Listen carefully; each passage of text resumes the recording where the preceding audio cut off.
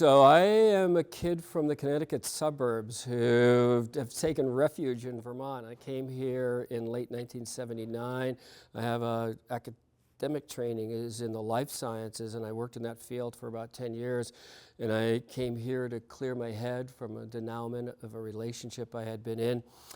And there wasn't any jobs for biologists, so I got a job washing dishes. And a couple of weeks into that, the chef said, well, do you want to learn how to use a knife? And I thought, I already know how to wash dishes. I might as well learn something else before I leave this town. I thought I was just here ski bumming for the one winter. And that started this unlikely apprenticeship in the culinary arts, out of which 5 years later I developed American flatbread, which became my life's work. A couple of 3 years into this kind of European style apprenticeship, my mother asked me the classic mom question. She says, what are you going to use your degree? And I said, Mom, I am using my degree. Food is essentially biological. And my principal fields of interest were in physiology and ecology. And it turned out that those fields really became the cutting edge of American food in the 1980s and beyond. What's the food mean to our health? And what did its production mean to the environment? And one thing led to another, and I had a great interest in baking bread, and particularly baking bread in earthen ovens. And there was a conversation with Chef Gary Danko at Tucker Hill back in '84. We were going back and forth and trying to daydream how we might do that. He ended up leaving to go back to California that fall. I and George went off to Europe, and in Europe we saw earthen ovens that were made out of stone. And that got me thinking in a different way about how these things could be built. And in June of '85, we were having some friends over for dinner who had been really helpful in the course of my education in the culinary arts. And I quickly put together a little fireplace that I had, similar to what I had done when I was in Boy Scouts and doing on camping trips. And I didn't know how to make pizza dough, but I knew how to make French bread dough. But the oven didn't have a door, and cold drafts are not good for bread. So I reasoned that if I just stretched the dough out flat, that somehow it would be less impacted by the cold drafts. Once you have a flat piece of dough in front of you, it's sort of hard not to embellish it with toppings, and I brushed it with olive oil and hard cheeses and herbs from the garden.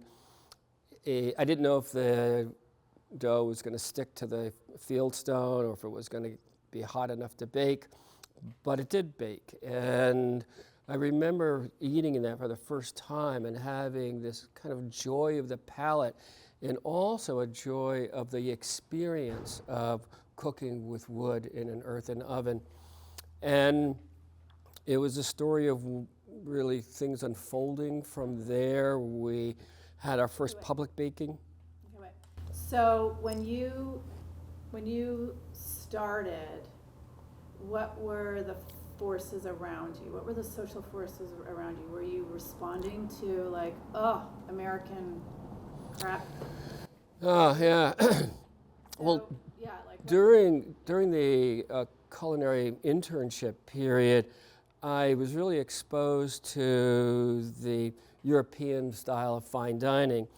And before coming to the Valley, I had lived with grad students over in Syracuse, where there was a lot of experimentation with homemade tofu and brown rice and things that were generally thought of as being more health affirming, very often more organic.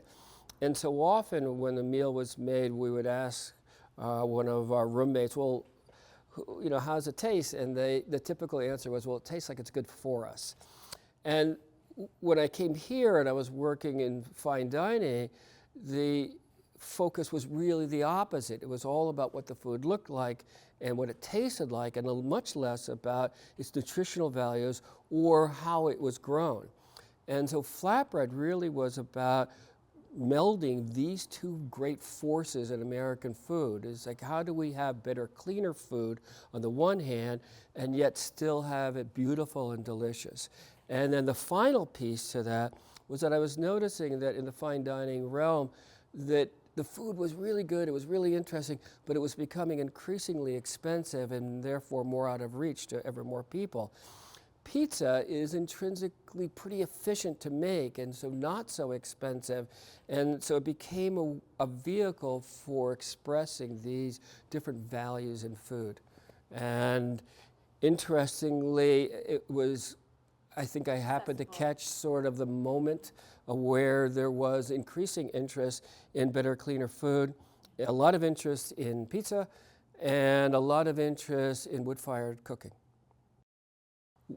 So we at Tucker Hill, I was doing this in a catered-like environment in '85 and '86, and then I wrote a proposal to Tucker Hill Lodge, my employer, to build an oven out in a patio and have this kind of one night a week restaurant that was less formal, but still aligned with the food values of Tucker Hill, which were very high and very good.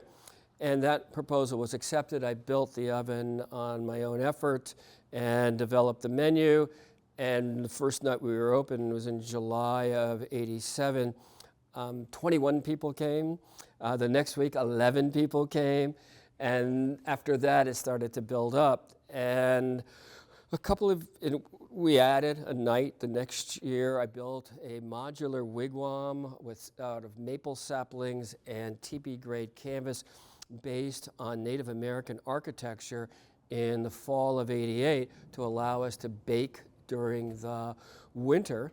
And interestingly, when school teachers learned about this Eastern Woodland Indian architecture that we had used over the oven for the shelter, they said, well, you know, we teach Thanksgiving in New England Native peoples and settlers every fall. Could we come in and take a look at the structure?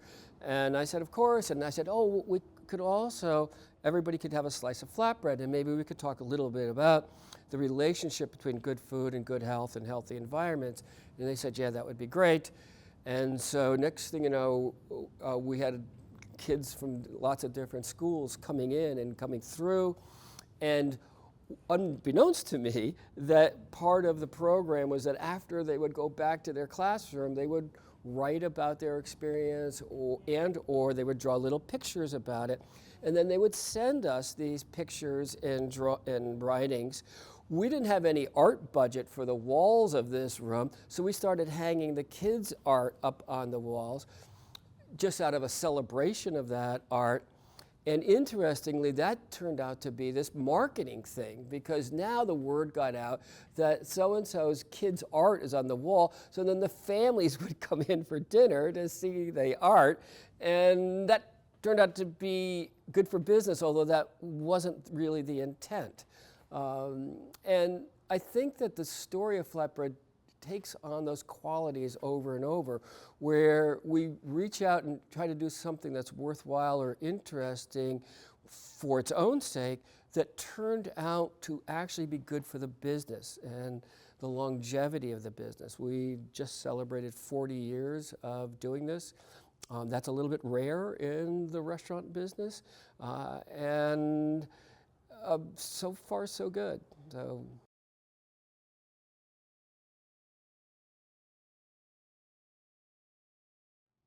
I'll say that when I was the appetizer chef at Tucker Hill from 1984 until early 1992, there was a very creative period, out of which one of those elements was American flatbread. I do not have that same kind of culinary creativity now. It's something that happened in life and that has passed. But the creativity has tended to shift towards other aspects of the work, one of which has been making banners and other pieces of art for our walls and for our community. And another certainly has been my work in the garden. And what's been nice is that the work in the garden really has allowed me to come full circle to my biological origins. I had a lot of interest in organic agriculture from a botany class back in 1972, and to be able to revisit that and apply that in a way that's meaningful to what flatbread is currently doing has been both therapeutic for me and also joyful.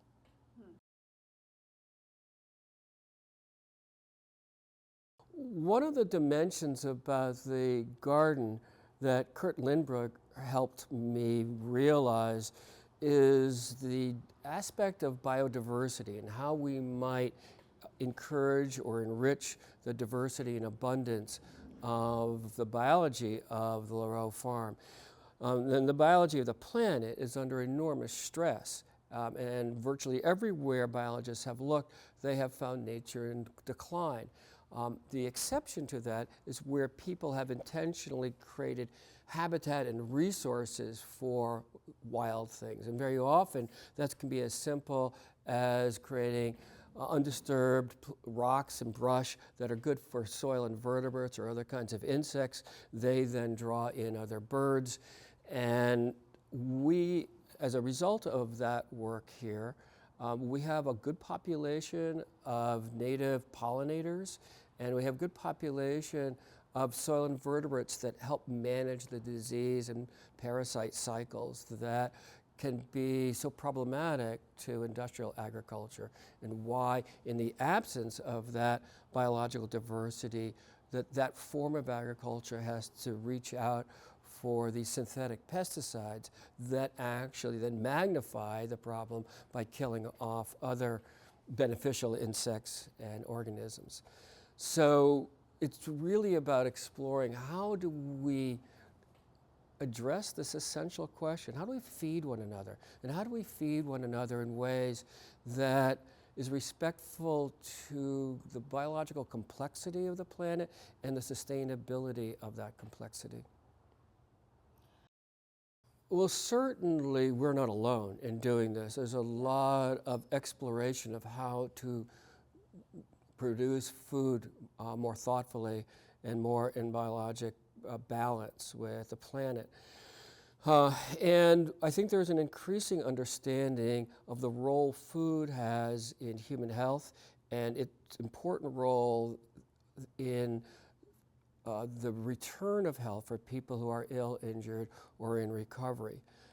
Although food, in my view, is never going to be a magic bullet, but it can provide the basic resources to help optimize the body's natural abilities to repair and heal itself.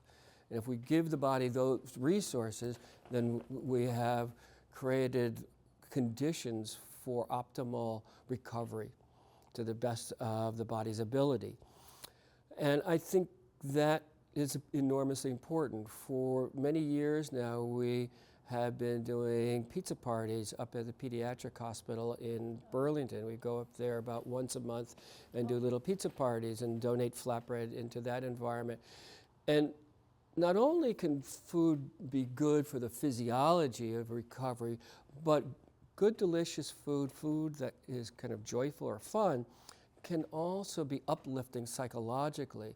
And what we observed is that kids in hospitals, that's a very difficult situation, and it's not only difficult for the patients, but it's very hard on the parents and the siblings and other relatives. And so if we can do some small thing to make that moment of their lives a little bit better, then that is for the good and greatly worthwhile. I'll say that the first day that we did the pizza parties up at the hospital, I was in a little satellite kitchen and working alone, and this woman came in with tears, and I thought, wow, what's gone wrong here? And she said, no, these are tears of joy. My son Ernie is in here for chemotherapy, and your flatbread is the first solid food that he's eaten in 4 days. So in a way, that little story has propelled this idea for now 33 years. And I hear other stories sort of like that from time to time. There's nothing grand about it. There's nothing fancy about it. There's no bands and balloons. There's no money in it, but yet it's profoundly important in a way that I think enriches our work, and that actually has relevance to the employee experience. That, in one way, the place is sort of like just a pizza barn, right? Yeah. And so how do we create work that's simple, like making a pizza, but that's also meaningful to both the community and for the people that do it? The other dimension to the work here has been the relationship with the company to the community. And I saw Lareau Farm as a resource that was not only beneficial to the company, which it certainly is, but also to the broader community. And so we opened up the resources here, particularly the meeting rooms, or whether it's the inn or at the pavilion, for community-centric gatherings. And interestingly, although again it wasn't the intention, but I think that there was this kind of benefit at a business level by simply exposing more people to the property, to what we're doing here, and maybe next time they go out for a pizza in the Metro Valley, they go, let's go there. A good example is that we did a lot of volunteer work in the public schools for many years. And one Friday evening, the principal of Harwood Union High School came in with her husband for dinner. And as she was entering the dining room, she looked around and she goes, "What's going on here?" And I happened to be standing right there. And I said, "What do you mean?" She goes, "Well, it looks like a teacher's convention." And what I didn't know is that, sometimes groups of professionals will get together and say, let's do something outside of work, but we'll talk about work. And then the next question is, well, where should we do that? And maybe somebody chirped up and they said, well, let's go to Flatbread. The food is good. It's not the cheapest pizza, but it's good, has good value. It's a nice place. And they do things that's supportive of what we do.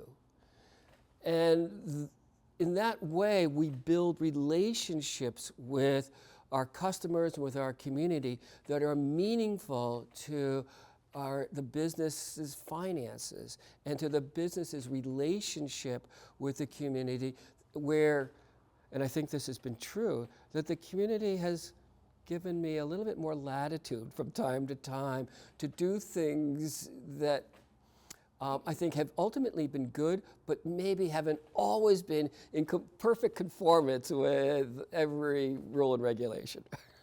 I see.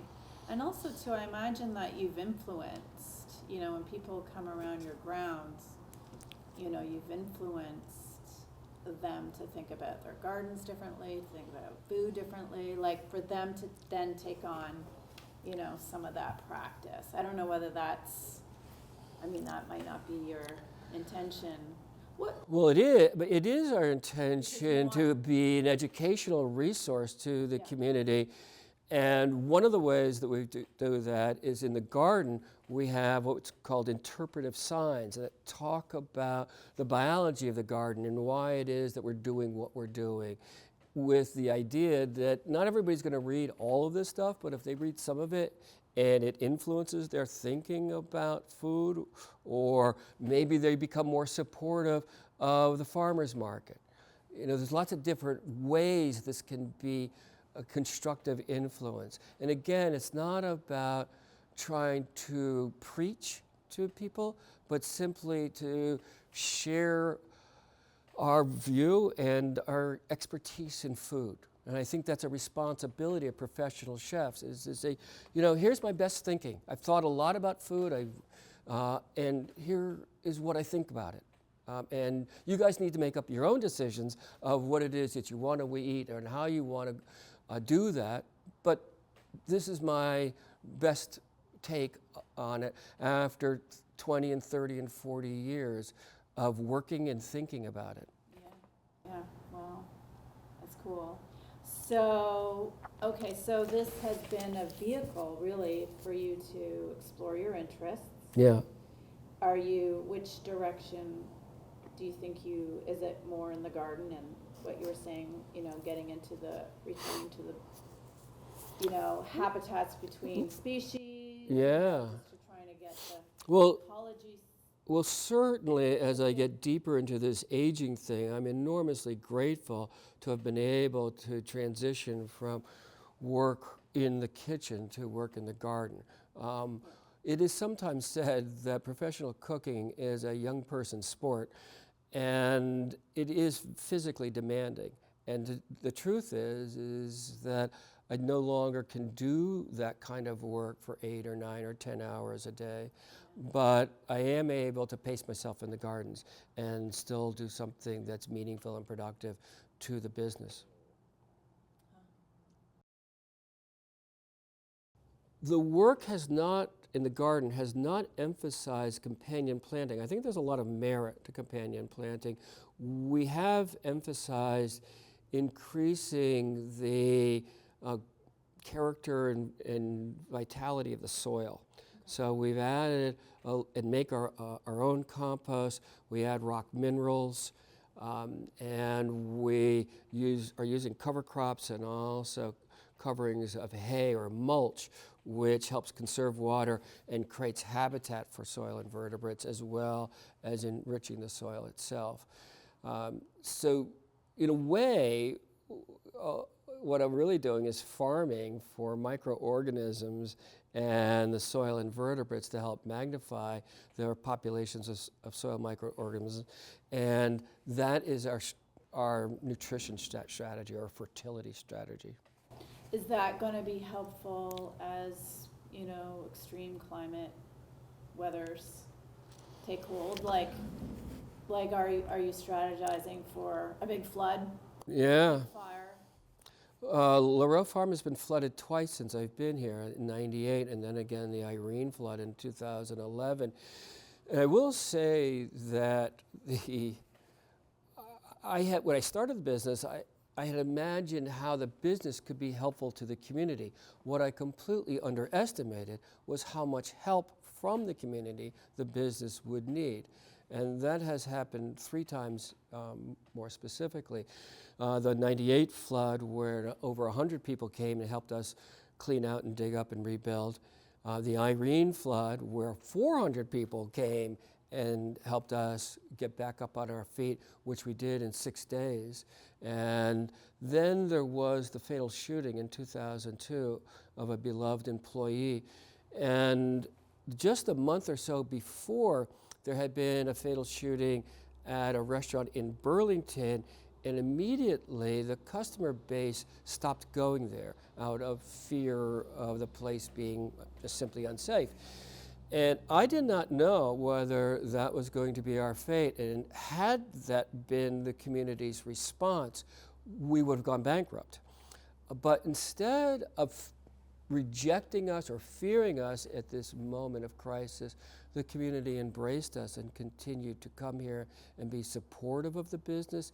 And in that way, in these 3 incidents, the community literally saved the business. So you know, in one sense, I think we've tried to be generous, but I'm acutely aware that I have been the beneficiary of the generosity of many. Right. But you also, come another crisis, you can trust that, you know, you're going to be able to figure it out, because you've got this loyalty, you've got resources and strategies that, you know, you can implement for, well, I don't know about it, how extreme, but like, are you protected for another flood? You reckon? We have taken some steps for flood resilience. To be honest, it's hard because of the old infrastructure of the inn. The farmhouse was built in the early 19th century. The only logical place for the furnace is in the basement, which is subject to flooding. So there are challenges. We've taken measures where we can, but I also understand that there's some vulnerabilities. And it actually raises maybe one of the most challenging questions that I struggle with is what is the appropriate long-term use of Lareau Farm? In one way, it could be, its best used to be as floodplain for the river and riparian habitat, to essentially have human abandonment of the property and allow it to become more part of the ecosystem of the river. The other side of that is that I notice the human joy of the use of the property. And perhaps the two examples that are so evident are on a warm summer evening, kids running around, kicking balls and laughing, and while their parents are hanging out at a table and having some flatbread and maybe a glass of wine or beer or something, and everybody feeling safe and good. The other thing that I observe is that on Saturday afternoon, sometimes I'll be out working in the garden, and next thing you know, I hear in the distance this roar, and it's the announcement of that you are now man and wife. And so all of the people who were an assembly for the wedding cheer, and that cheer is the sound of 100 or more people celebrating a new commitment to love. Yeah. And that is what the world needs. Yes. And the fact that that happens here, and that the place seems to nurture that kind of experience, is something that I don't take lightly and I have a responsibility about. I've been writing these little dedications or stories as addendums to the menu about once a week since 1987. And we now have, and I have that sort of a library of these things, and so the step that I'm involved in now is taking a best of those. They're all handwritten first drafts.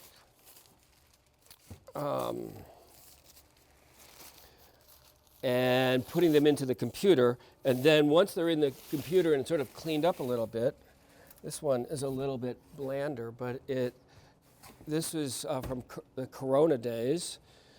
And so then I take these sort of best ofs and put them back into this handwritten form with little illustrations. And then we take high quality digital photographs of the pages. And I don't know if these are relevant to you, but this is a piece that I wrote about an experience I had with my son. And this was a piece where I walked into the office and I was going to write something kind of heavy about what was happening at the moment. And there were 3 kids just having a wonderful time, goofing around. And so instead of this kind of heavier piece, I just started reflecting on sort of the joy of childhood. And one of my favorite parts is down here, this kid he had drawn a picture and he goes, "Oh, that's a bear." And then he says to me that he wasn't very good at drawing bears. And I replied, "Either am I, Levi."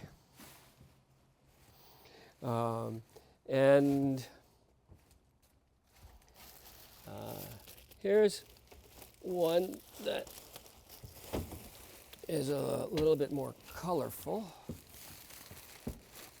So I have about 220 pages of this stuff, most of which is not framed. So this was a piece called Introduction to the Heart of Warren, and I had written a piece called The Heart of Warren when the community was really struggling around what to do with the space where the Pitcher Inn is now. So there was a Pitcher Inn, it burned, it was this empty lot right in the heart of town. And so there was this big community conversation, well, what should happen here? And what I noticed is that people were really pulling at each other and sort of tearing the town apart in that conversation. I mean, it was relatively mild. It was like a Warren kind of tearing apart. And so this was in response to that phenomena. And, I made reference to Solomon and the two women who claimed the one baby, the kind of old story, right? And that in a way that Warren's true mother would let go. And so there's lots of that stuff. And these big flags were pieces also that I made for the New York City restaurant. These were, this is sort of typical of, this was done for New York City. In fact, this is a story about, I think, coming into New York City. So there's that kind of stuff. Like when you put your flatbread in? Yeah. So I volunteered to make simple pieces of art for the restaurants, and they use them. And then this restaurant unfortunately closed. But the imaging is always really simple. This is another example. Oh my gosh, yeah. Look at that. Cool. Wow. And and I'll say that thematically I tend to gravitate towards images of nurturing. Yeah. Oh yeah, I see it. Interesting. This is, I don't know, that doesn't have anything on it. So that's, and then so this is a story. Edla Martin was a woman, old Vermonter, who had these raspberry plantings, and I would pick raspberries with her brother-in-law, and each one was numbered. And I have a little story that you'll pick at Edla Martin's berry patch on such and such a date, and really kind of personalized it. It was a labor of love.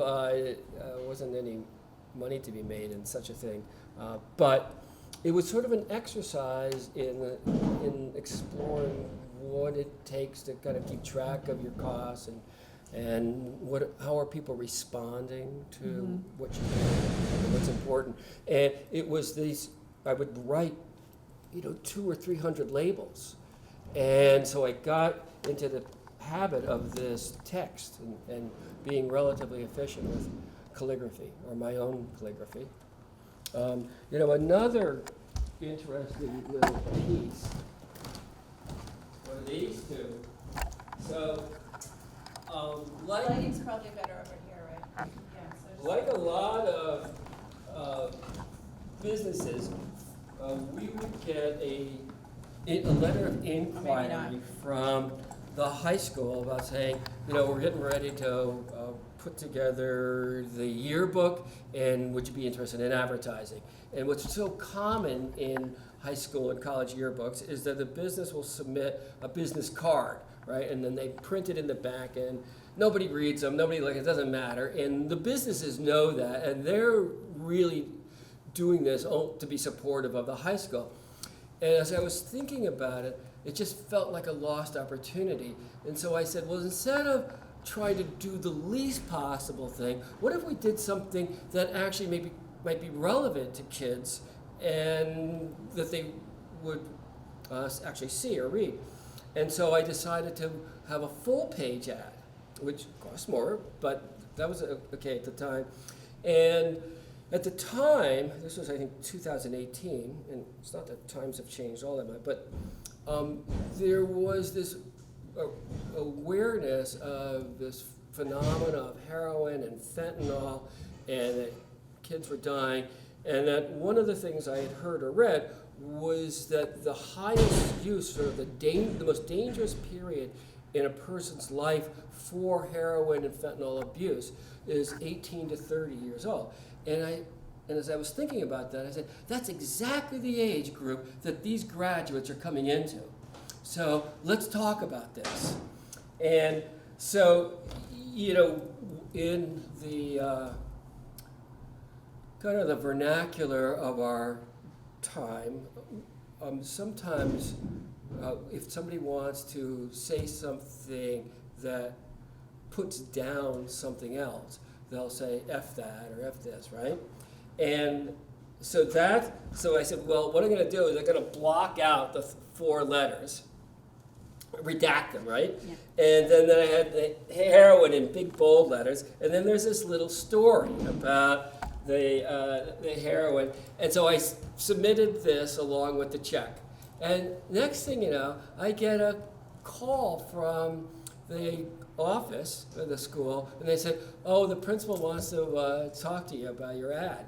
So I've never before have been called into the principal's office. So here I am, I'm like 65 years old. I'm getting called into the principal's office, and she's telling me that I can't run this ad. And I said, well, there's nothing wrong with this ad, really. And and I framed it in really nice, positive ways. And she said, I didn't think her reasoning was that strong, but she also had the power.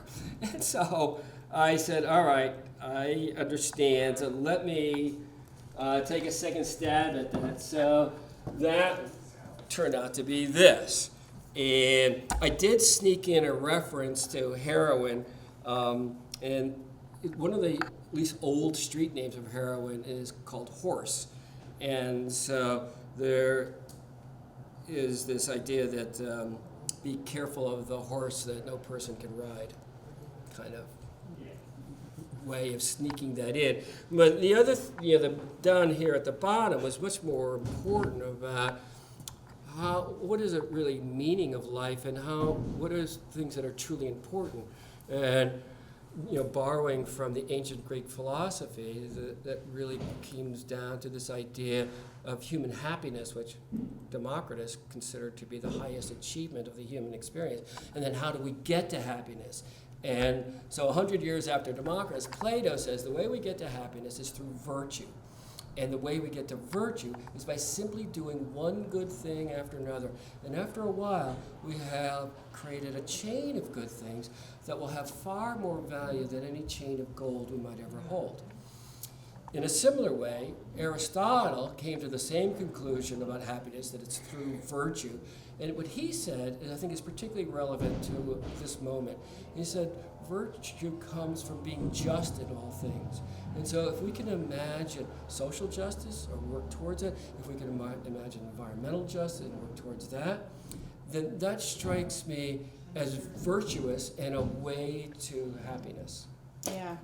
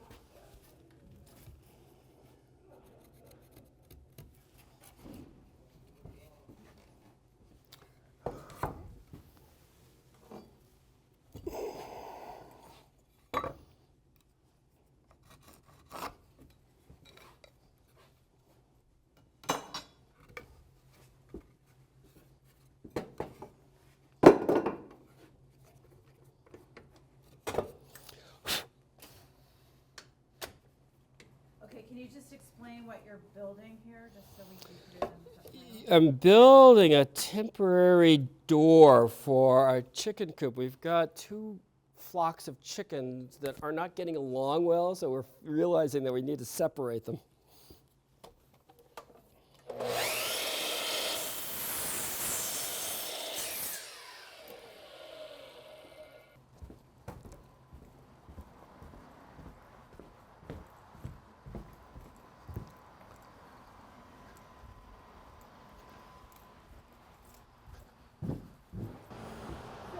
Do you have a routine in the morning, like you get your coffee and No. no? I don't your drink days. coffee. I mean, I eat breakfast. And then every day is different?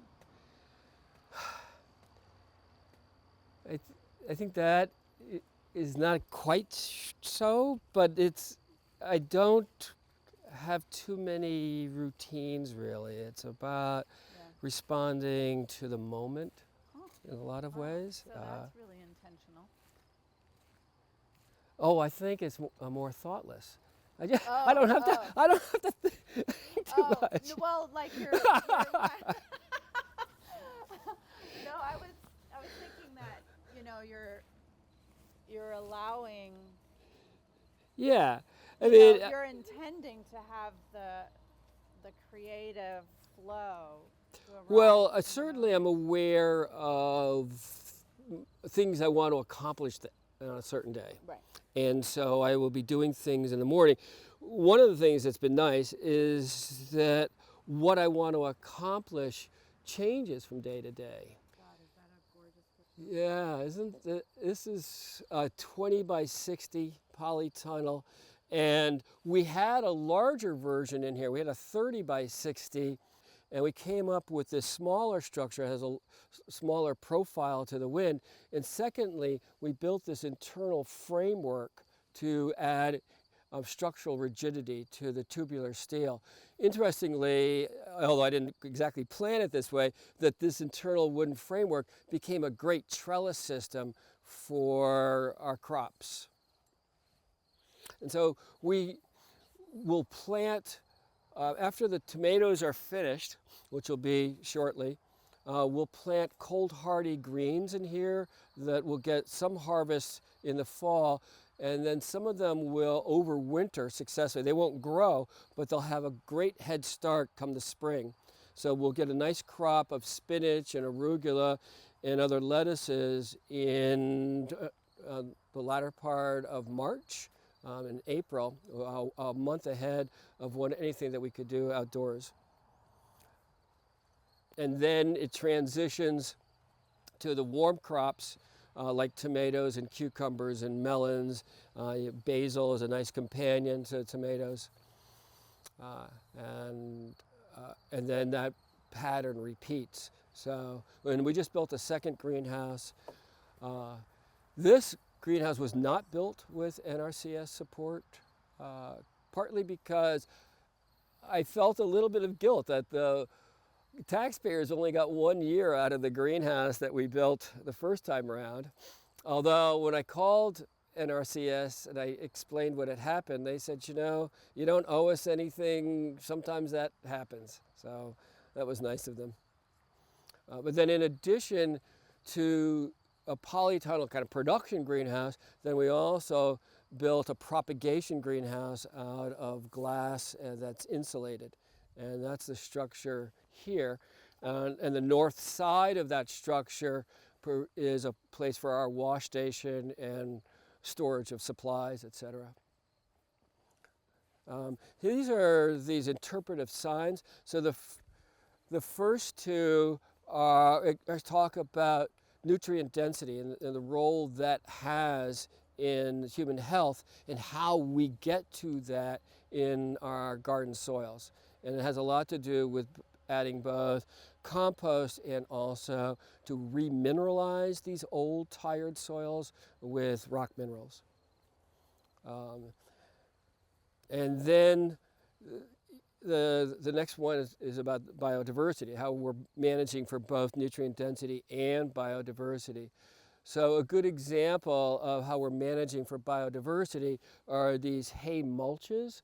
And in this perennial flower garden, this is largely undisturbed, and that turns out to be really good for the soil life here.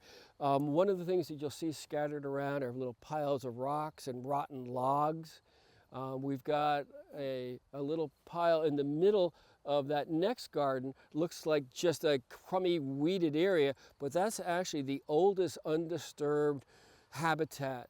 That was the first time I did that, and that dates about 15, 16 years ago. And it was originally a teepee of saplings that over time has collapsed. And I've just allowed it to kind of unfold on its own as it wants to. And it's, Can you point to it? yeah, yeah.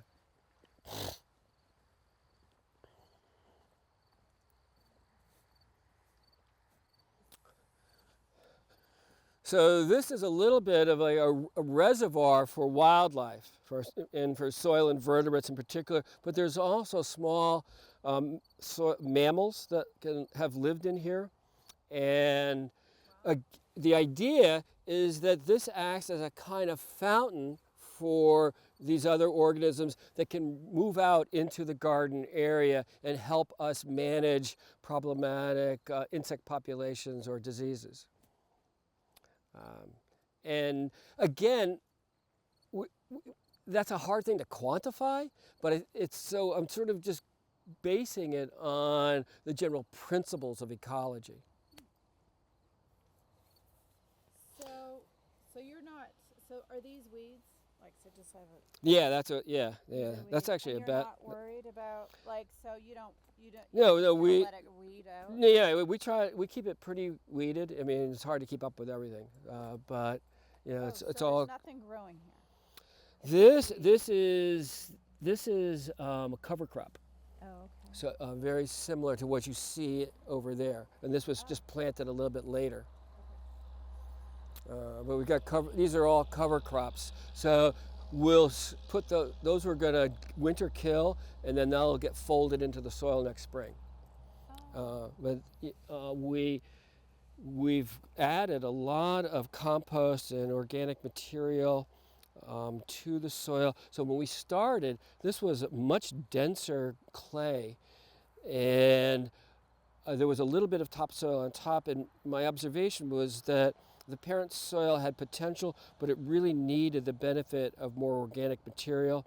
And upon further reading, I came to think that it also would benefit from trace minerals from rock powders. So that's the primary way that we manage the fertility of the soil. Wow. So do you ever have like interns, like science majors here? We have had people from UVM come by. Yeah. There's another example of one of our woodchuck fences. Yeah. And But yet they don't come here. no, they do. We have to. We only can plant certain things in here, That or they're we not have to put the interested in. plastic netting on. But this is an example of putting these logs down. This is years ago, and although it doesn't look like much, this actually is fantastic habitat.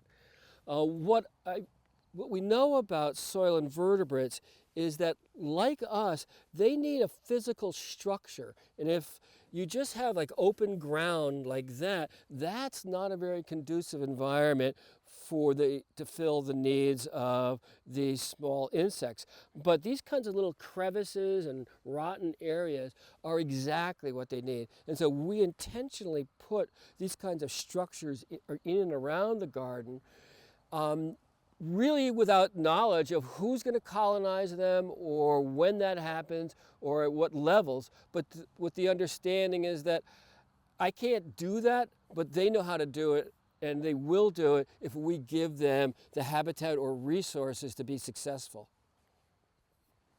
Cool, man. That's so awesome. God, that's very satisfying. Yeah, Right? this has been nice. This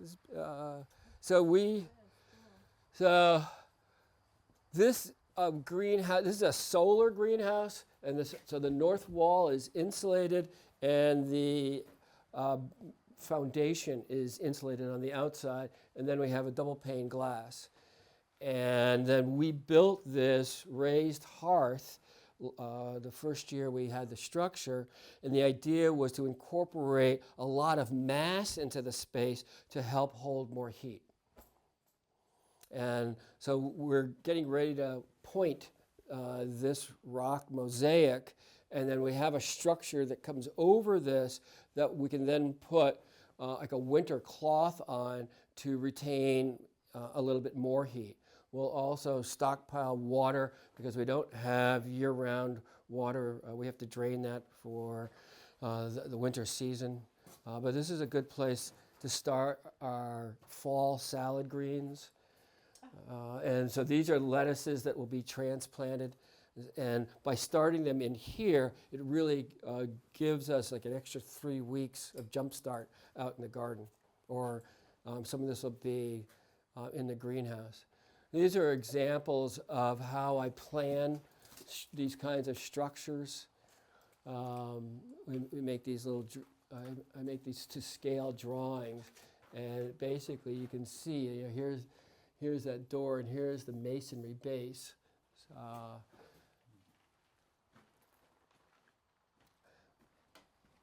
And then this is proven to be a pretty good wash station, a good place for the staff to hang their coats or boots, a little storage area. I originally thought the wash station was going to be here, and it's interesting. This didn't flow that way. And then we keep track of our daily tasks and the things that need to be done. The garden crew is really good at that. Lynn is our garden manager, and she organizes that board so that everybody really knows what to do and how to do this efficiently. And then here we have some turkeys for Thanksgiving. We have a garden tool shed. So all this food goes into your food in the restaurant? It goes to the restaurant, and it goes to the inn for the breakfast program, and it goes for the wedding reception meals. And then we have, if we have extra food, that can go to the farm stand, and we also donate extra food to the food bank, to Evergreen Place, and we make potatoes available in the fall for the ill, injured, and those in recovery.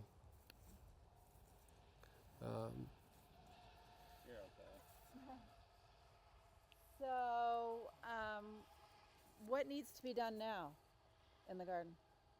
You mean? What would you be doing tomorrow, for example? Like, what do you need to do? Oh, well, if you want, we could take a walk to where I've been working. Yeah.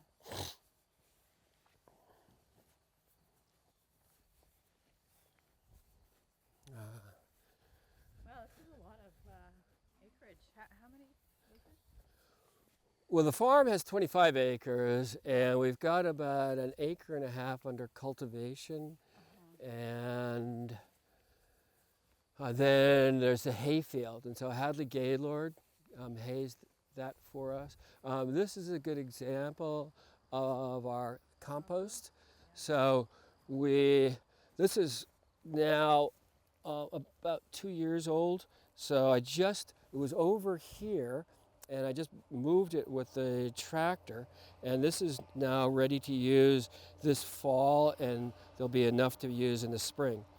So this is pretty well broken down, has great structure, and then we have the new compost is coming here. This has been material that we started stockpiling this spring, and so we'll continue to put material into that all fall, and then I'll cover it with a thick cover of hay, and then next spring I'll take the tractor and move this into the next section and allow it to work all summer, and then I'll move it again in the fall. So a year from now, this material will be over there, and it'll look like that. This is a little barn that was built by high school students. who were learning a trade while they completed their requirements for high school. And so they worked with 2 carpenter teachers, and that was built in 2018. There's another structure that was built by another group of high school kids, the shade shed there on just the north side of that greenhouse. This is our new greenhouse that we built this year. So, I love these tomatoes like this. They're beautiful. Yeah. Like that worked out, right? Yep. Like you didn't know they were gonna look like this, right? Say that again? You didn't know they were gonna be strapped around. Oh yeah, that was the plan. Oh, that was. Yeah. Oh. And then, so this is peppers and tomatoes are the primary hot weather crops that we grow. So this is, purely a production greenhouse. So, this is a 16 by 48. So I don't understand. So tomatoes don't need sun? Don't need what? Sun? Oh, they need a lot of sun. But and the sun comes through? Yeah. Oh, Yeah. really? Okay. Yeah. Wow. Oh, and then the heat, right? It's the heat and the... Yeah, so this will be much warmer than what would be typical. The goal is to create an ideal New Jersey climate. Wow. And then you have, what are those, carnations or roses? What are those? I'm not the flower guy, so they do They're look sort of lovely. rose-like. Gosh, they don't have one pesticide. Right. They're just like flawless. Yeah. They're. Oh, I But love that. this is a good example of how the hay works as this terrific mulch that helps conserve the soil moisture. And then creates a terrific habitat for the soil invertebrates and the microorganisms. And then, it's a little bit like having a roof or a blanket over the soil that protects the soil, but that roof or blanket then also breaks down and is the source of food. So you get a couple of things that are helpful around our mulching strategies. One of the problems or disadvantages of this strategy. That looks dry to me, is it not? It's a little, you can feel it's got enough yeah. moisture. Oh, It's yeah, got enough that's right. moisture. Yeah. Is that we have jumping worms. So jumping worms are an invasive species that are not that great to have in your soil, and they've been very successful. They're all over the state now. I know. I had a lot of them last year and the year before. I haven't seen them. I've got little centipedes instead this year. Yeah. Yeah, they just Yeah. they're right there at the surface. Yeah, they're typically in the first inch or two. So this is the next project I've been working on here, and this is a pig shed to support a rotational pig paddocks. And so we raise pigs that we use. We make a lot of our own homemade sausage and other things. And so this is a structure made, the upright posts are cedar, which are more rot resistant. The foundation is these simple cedar fence posts that we char. And the idea then is that when this rots, we can take this out and replace it. So the charring extends the life by 2 or 3 times. And then the rest of the frame is balsam fir that I cut up in the northern part of the state on land that a friend has.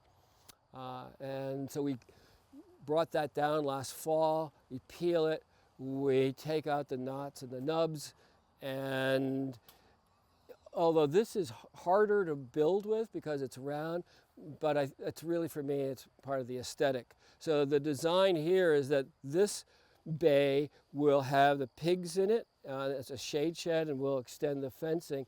And then this bay will be for storage of hay and grain and any kind of other sort of resources that we need.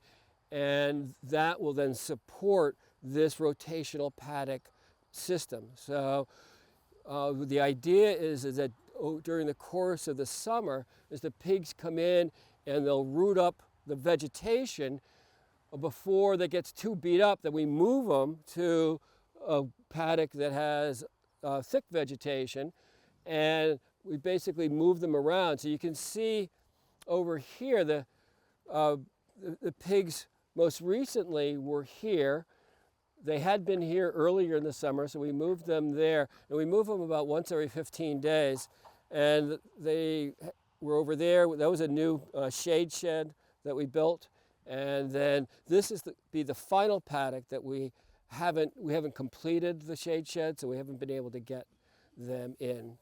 But we will be doing that. And then we just, and one of the ideas with the understanding that some of the work that we do here is really geared towards agritourism, is to create this lane where the public can come down in here and see the pigs. It's also pretty handy for us gardeners to feed and water the animals. I gotta go see these pigs. Yeah. Cool. They're, Oh my God. Hi, pigs. they get a lot of company. The pigs are the stars of the garden. Hi. How's it going? Do they have names? No, at least not by me. Yeah, you don't anthropomorphize Yeah. your animals. Hi, sweetheart. Hello. Oh, you're so good. Yeah, but they've gained weight well. So these were born on Hadley Gaylord's farm back in April. Oh yeah. Look at that. Look at the hind legs. Just kind of. That's awesome. Oh, they drink. Oh my gosh, they're so cool. She looks female. Oh yeah, they are female. Yeah. She actually looks feminine. Beaver are arguably the most important keystone species in the ecology of the Meadow River Valley and other parts of North America that are not present at anywhere near the numbers that they were before European contact.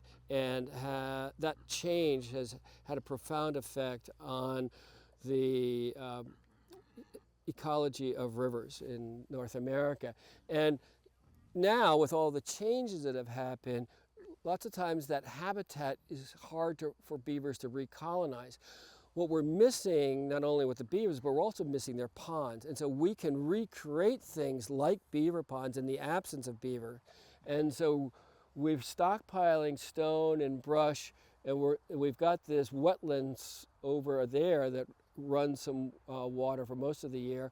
And we're going to, this fall, next month, we're going to build a beaver dam analog that will help create a pond-like environment and provide a lot of the ecological benefits of a beaver pond in the absence of beaver. And so it slows the water down, there's filtration, it creates habitat for aquatic invertebrates, et cetera, and generally is good for the hydrology of the valley floor.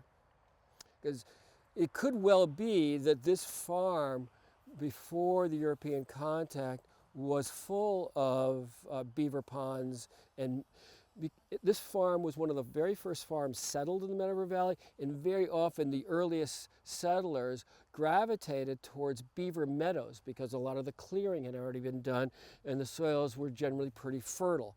And typically what they would do is then redirect the water so the land was drier to make it more productive for hay and the propagation of crops and husbandry of animals. And that was good for agriculture, but it wasn't very good for the quality of water in the river. And so we're taking some of our land and returning it to its, that's not a very good sentence.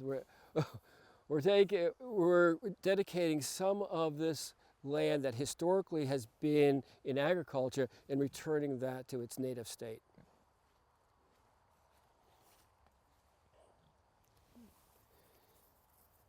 And quite possibly, that's enough.